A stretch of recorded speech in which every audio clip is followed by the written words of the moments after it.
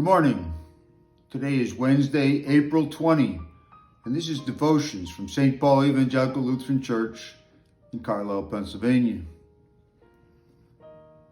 I'm going to take a passage today from Luke's Gospel that talks about early on the first Easter morning when the women went to the tomb and some of the events that came out directly after that. So this is from the 24th chapter of Luke's Gospel. But on the first day of the week, at early dawn, they came to the tomb, taking the spices that they had prepared. They found the stone rolled away from the tomb, but when they went in, they did not find the body. While they were perplexed about this, suddenly two men in dazzling clothes stood beside them. The women were terrified and bowed with their faces to the ground. But the men said to them, "Why do you look for the living among the dead? He is not here, but has risen. Remember how he told you while he was still in Galilee, that the Son of Man must be handed over to enemies, that he must be crucified and on the third day rise again."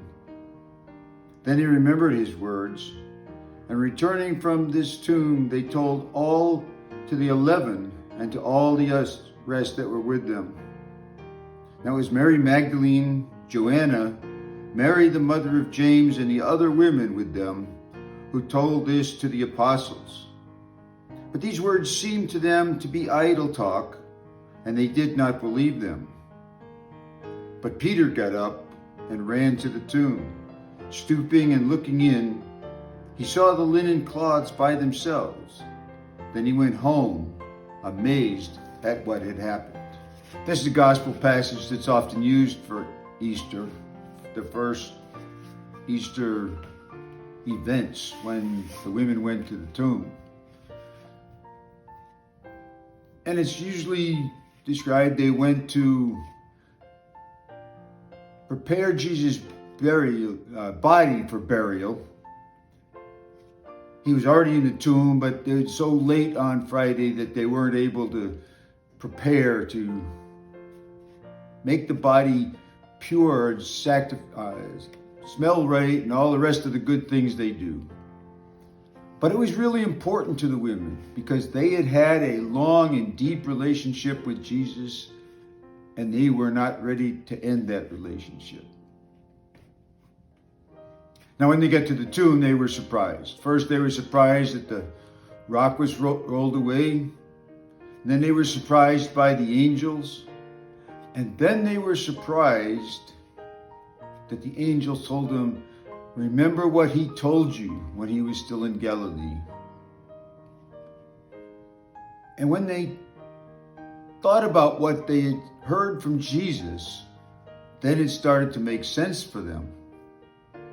Now, they had the advantage over everyone at that point because they had actually talked to the angels. And it's interesting that when they get to the disciples, the 11 disciples, and then all the rest that were still with them, they didn't believe it because it's not something that's normal or natural to any of us. So what are the lessons? Well, first, the ladies went because of relationship, and so that's very important. And second, they learned, they thought about, and that's very important.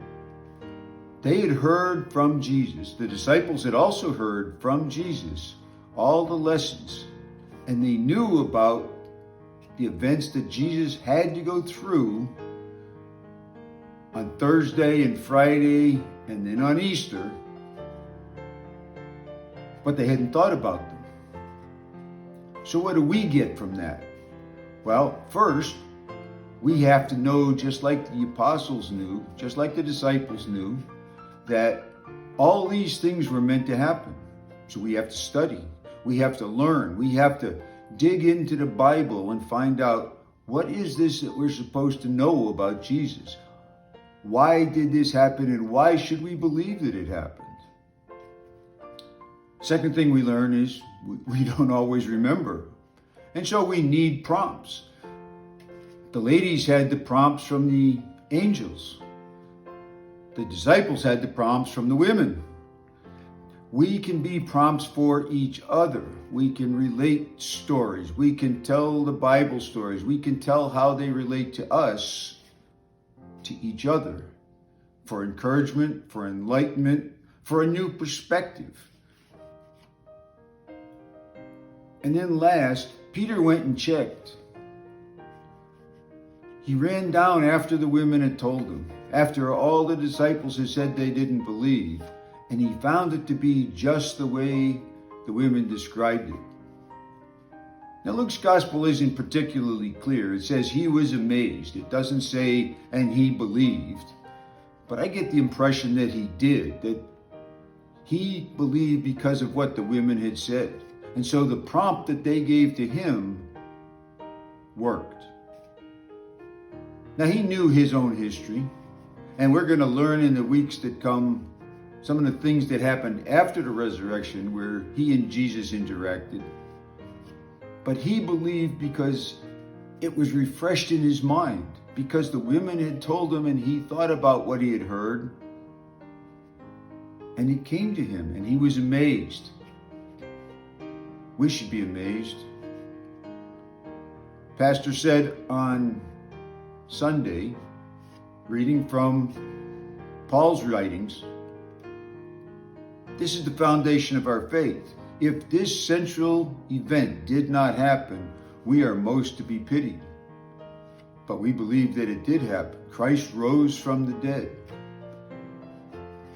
It was just as hard for those the first day to understand, but they believed. And now, 2,000 years later, we believe. And because we believe, we can continue to have a relationship with Jesus because he loved us so much. He was willing to go through this ordeal. It's not that we deserve it. It's not that it's us that's causing it. But Jesus is there for us, and it causes us to want to have a relationship with him. That's important. I hope you'll take these events and think of them. I hope you'll be a prompt for other people.